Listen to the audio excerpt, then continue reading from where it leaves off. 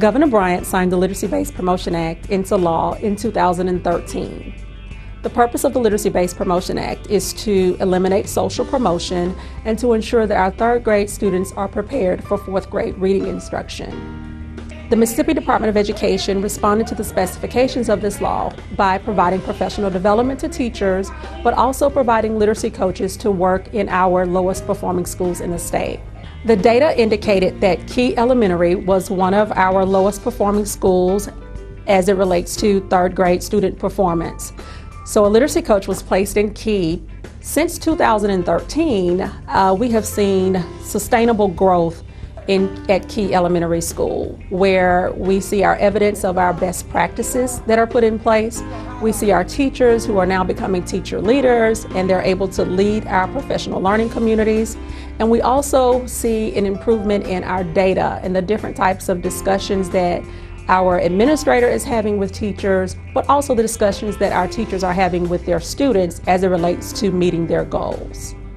As literacy support schools begin to show growth in our areas, we use our gradual release model. So we now have schools that are receiving full support, limited support, and then those schools that have now made it off our literacy support school list because of the growth and the gains that we've seen, not just in data, but in also culture and climate at the school.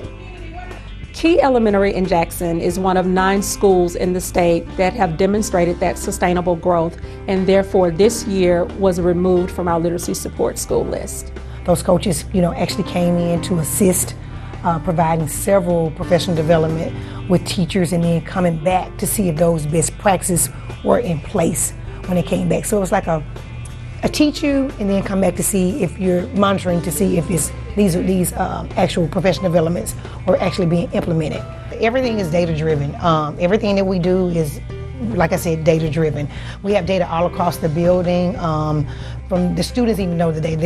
They track their own data too as well bi-weekly. Data is always shared across the board with everybody, no matter who comes into the building. Not just with the literacy coach, it could be a parent, it could be a community leader, whoever it may be. We share data all the time. There's no secrets in our data. It is what it is with our data.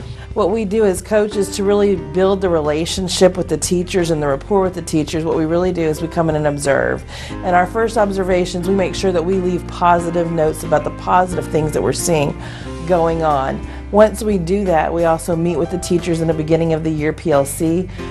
There we go over our teacher-coach partnership agreement, and we stress our role is not evaluative, and that's really important because teachers then feel the stress off, and they can actually tell us the needs that they have. They can tell us the things they don't know how to do, and then we can help them develop those skills that they can use. And oftentimes after you do a model lesson, let's say you're going to another classroom, the kids do, they're like, please don't go. The kids react that way to us because they enjoy the interaction that we have, the engagement that we provide with the lessons that we're teaching with them.